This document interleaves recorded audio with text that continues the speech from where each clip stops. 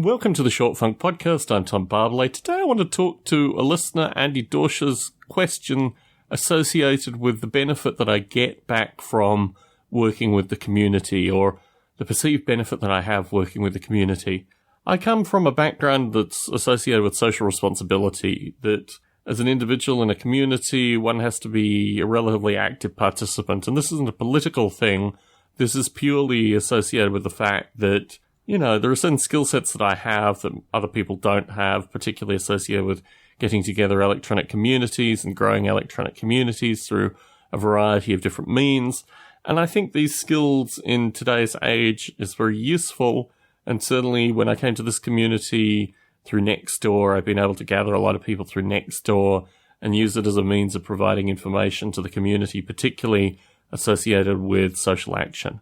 But the things that interest me associated with community participation as well is also a sense of a hope to try to make some form of change in circumstances where change is not just a rare commodity, not just a scarce commodity, but really isn't part of the vernacular of the long-term residents that have lived here. And in general, I think this has been a pretty big failure from my part. Vast quantity of energy invested, small quantity of improvement. The computers and internet access for the kids is something that I can say, well, that was done okay. But at the end of the day, I think our local council member will probably win a re-election. I don't think there's any meaningful opposition. I don't think there's any rigorous intellectual opposition to this fellow's candidacy, and he doesn't do anything for it. I mean, he just shows up periodically, occasionally, very rarely.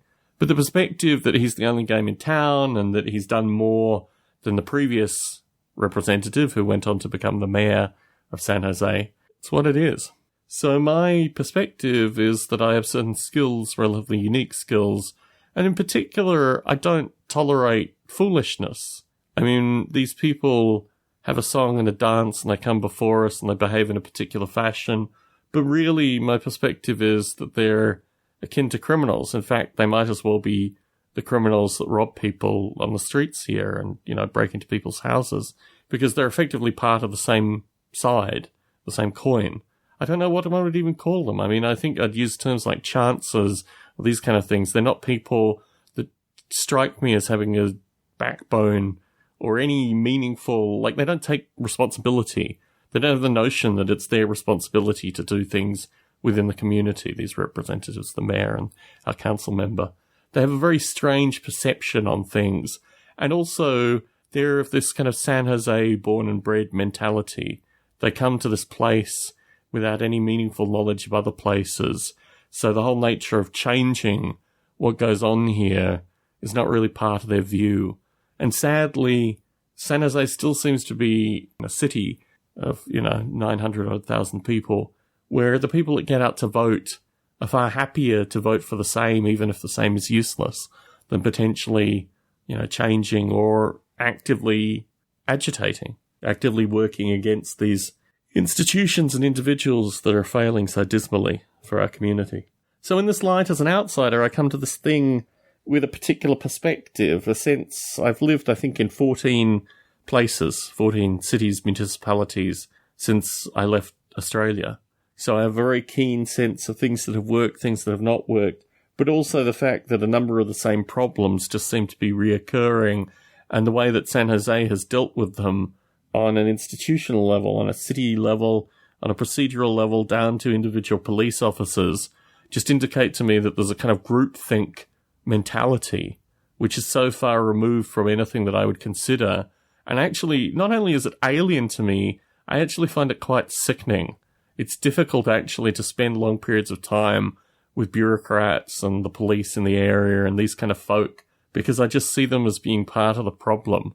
And I see them having a narrative which is so defeatist and so against actually trying to find solutions to the issues that I see here. I just feel I have to represent something different in contrast to these other people. And oftentimes these people will get support just for showing up, just for being there, just for being in a position. And a lot of people, through the way that the local community organization works, the decks are stacked already with people that have worked in people's election campaigns and this kind of stuff. It's not really about doing stuff. It's about being affiliated. And to this end, I don't know what my participation will be in the next couple of years. The serious election year happens in 2 years' time, and I just don't want to be around for that. I just don't see any benefit in participating in community organisations that are already heavily politically polarised and don't actually achieve any basic function because of this polarisation. I just find it a waste of my time. So, in response to Andy's question, I came to this thing with a great degree of optimism. I didn't realise my responsibility with the local community would be a 2-year term. And I think in November, potentially, there'll be elections. Maybe not. Maybe they'll just make it into a 3-year term and we'll continue this thing on. My suspicion is that I'll be working very heavily in November and won't be able to make the local community election.